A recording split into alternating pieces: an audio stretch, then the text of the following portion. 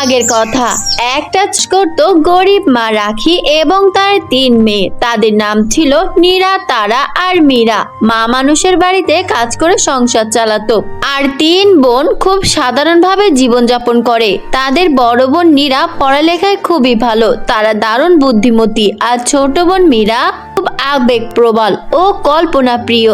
টাকায় না থাকলেও ভালোবাসার কোনো কমতি ছিল না। সন্ধ্যা হলেই তার টাকায় না থাকলেও ভালোবাসার কোনো কমতি ছিল না। সন্ধ্যা হলেই তারা একসাথে গল্প শোনে। আর কখনো কখনো মীরা বলে, দিদি, সত্যি যদি একদিন পরিরাজ্যে যেতে পারতাম, তাহলে পরীর দেশ থেকে সোনা, রূপা, মণিমুক্ত, হিরে জহরত আরো কত কিছু দেখতে পারতাম, আর সাথে করে নিয়েও আসতে পারতাম।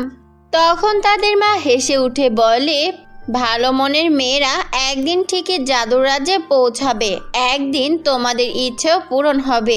তারা তখন বলে, মা, এগুলো কি সত্যি হবে?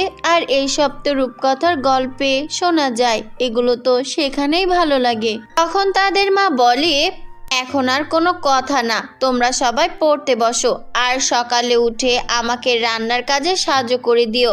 তখন নীরা বলে, ঠিক আছে মা, আমরা পড়তে বসছি, তুমি ঘুমিয়ে পড়ো। তারপর তারা 3 বোন একসাথে বসে পড়তে লাগে। কিন্তু কেউ যখন তাদের মায়ের কথা বুঝতে পারেনি আর কোনো প্রশ্নও করেনি, কিন্তু কথা এটা সত্য হয়ে তাদের জীবনে প্রতিফলন হয়ে ফিরে আসে। একদিন রাতে 3 বোন ঘুমিয়ে পড়ে।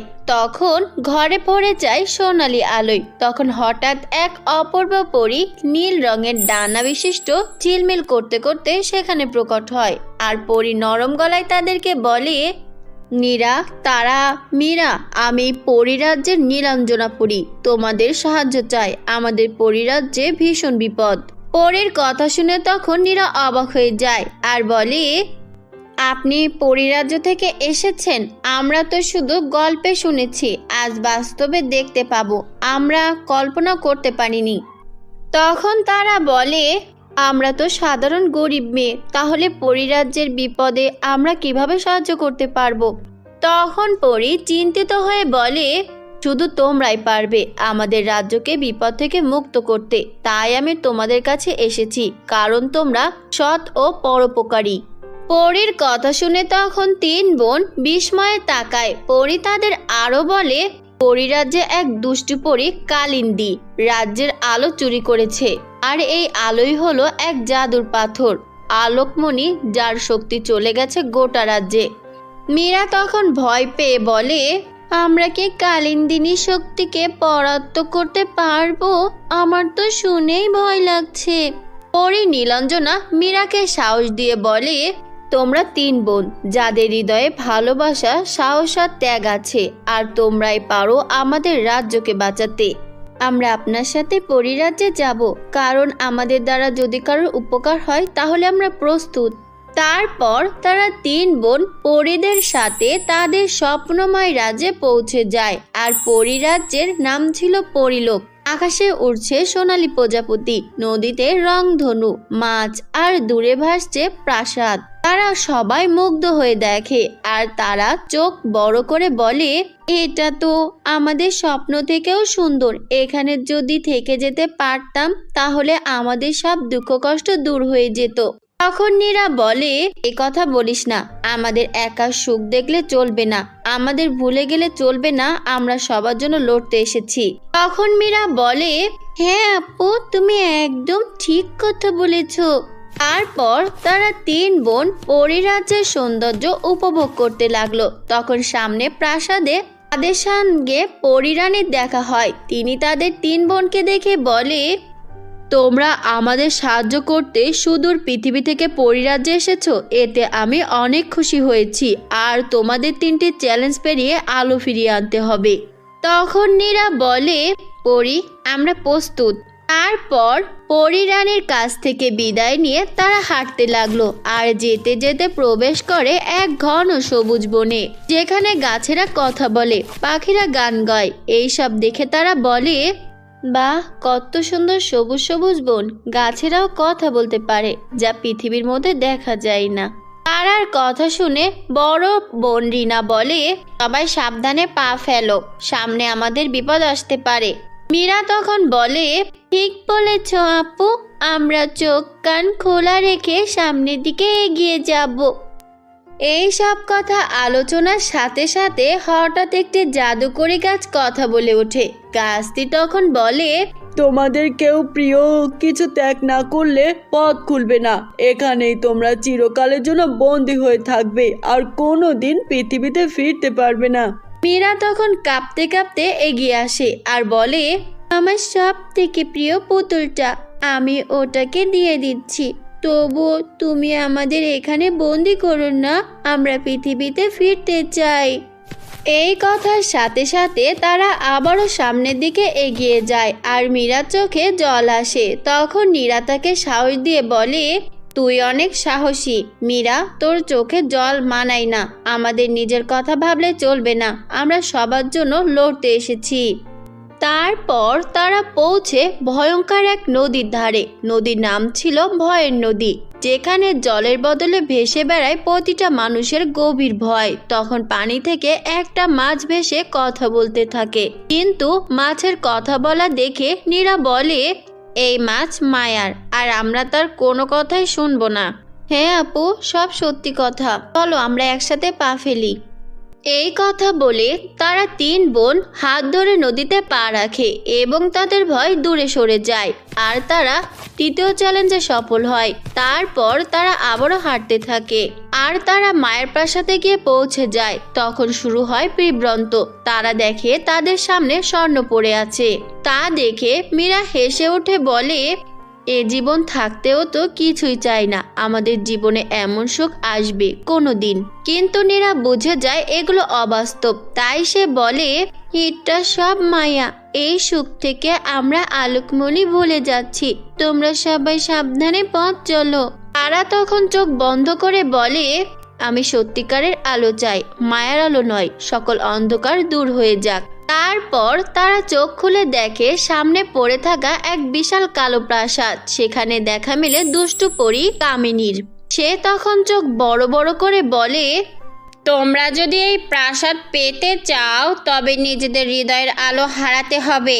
নীরা তখন হেসে উঠে বলে, তুমি যতই আমাদের ভুল আশ্বাস দাও তবু আমরা তোমার কথাই ভুলবো না, আমরা আমাদের ভালোবাসা দিয়ে আলো ফিরিয়ে আনবই। কামিনী তখন রেগে গিয়ে বলে, তবে তোমরা সব হারাবে, সব কিছু, তোমরা কেউ বাঁচবে না আমার হাত থেকে। তখন তারা বলে, তুমি আমাদের কিছুই করতে পারবে না, আমরা আমাদের ভালোবাসা দিয়ে তোমাকে পরাজিত করব। কামিনী তার চোখ দিয়ে আগুন ছুটতে লাগলো আর মায়ার ছলনায় আক্রমণ করে। তখন হঠাৎ মীরা ভয় পেয়ে কাঁদতে শুরু করে আর চোখ থেকে অশ্রু পড়ে। তার এক ফোঁটা অশ্রু মাটিতে পড়তে গিয়ে সেই অশ্রু আলো হয়ে চারিদিকে ছড়িয়ে পড়ে, আলোকমণি জ্বলে ওঠে। কামিনী চিৎকার করে বলে, এটা হতে পারে না, আমার শক্তি নষ্ট হতে পারে না, আমি সাধারণ মানুষের কাছে হেরে গেলাম। এই কথা বলতে বলতে কামিনী অদৃশ্য হয়ে যায়। তারা তিন বোন অনেক খুশি হয়ে যায়। তখন তারা বলে, আপু, আমরা বিজয় হয়ে গেছি, আমরা সবাই মুক্ত, পরিরাজ্য শত্রু মুক্ত। তখন আবারও তিন বোন পরিরাজ্যে ফিরে আসে এবং পরিরানী খুশি হয়ে তাদেরকে বলে, তোমরা আমাদের রাজ্যকে আবারও আগের মতো হাসি খুশিতে ভরিয়ে দিয়েছো।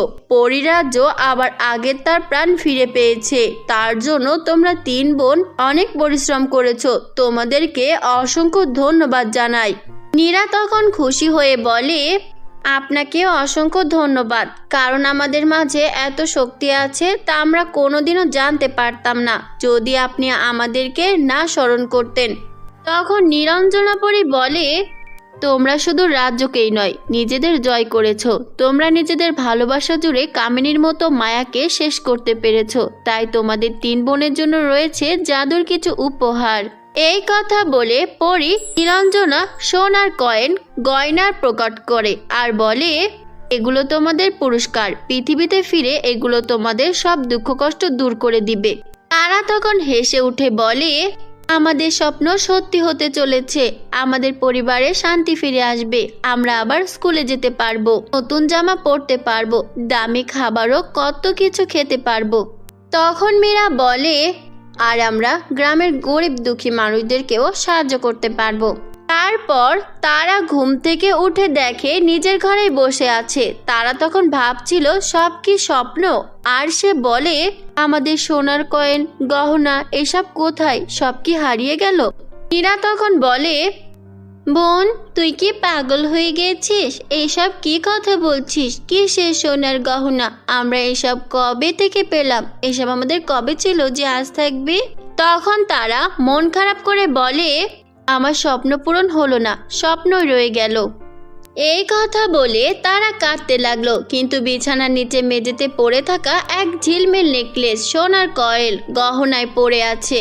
আর নীরার খাতা খুলে এক চিঠি দেখে। সেই চিঠিতে লেখা ছিল, তুমি রাজ্য বাঁচিয়েছো, তাই এগুলো তোমাদের পুরস্কার। তারা সবাই অনেক খুশি হয়ে যায়। তাদের মা মেয়েদেরকে বলে, আমার 3 মেয়ে, আমার কাছে 3টে রত্ন। আমি তোদের মা হতে পেরে গর্বিত। নীরা তখন হেসে উঠে বলে, মা, তোমার কথাগুলো আজ আমাদের জীবনে সত্যি হলো, আর আমাদের জীবন বদলে গেল।